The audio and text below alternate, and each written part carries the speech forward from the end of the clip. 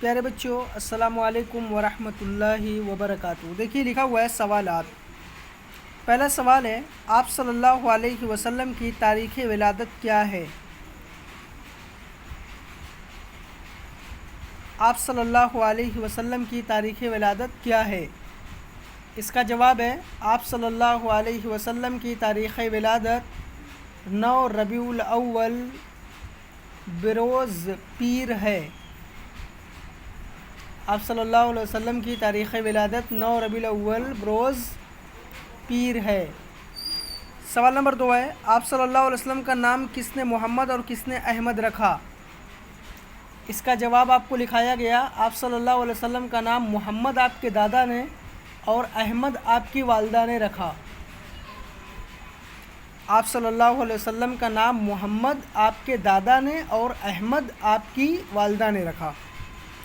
سوال نمبر 3 ہے، آپ صلی اللہ علیہ وسلم کو کتنی عورتوں نے دودھ پلایا؟ آپ صلی اللہ علیہ وسلم کو کتنی عورتوں نے دودھ پلایا؟ اس کا جواب آپ کو لکھایا گیا، آپ کو 2 عورتوں نے دودھ پلایا۔ آپ کو 2 عورتوں نے دودھ پلایا۔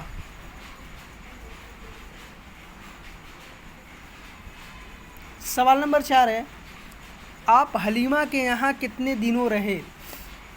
آپ حلیمہ کے یہاں کتنے دنوں رہے؟ اس کا جواب آپ کو لکھایا گیا، آپ حلیمہ کے یہاں 4 برس تک رہے۔ آپ حلیمہ کے یہاں 4 برس تک رہے۔ اس کے بعد ہے 5 نمبر کا سوال، آپ کے دادا کا انتقال کہاں ہوا ہے؟ آپ کے دادا کا انتقال کہاں ہوا ہے؟ اس کا جواب آپ کو لکھایا گیا، آپ کے دادا کا انتقال مکہ میں ہوا ہے۔ آپ کے دادا کا انتقال مکہ میں ہوا ہے۔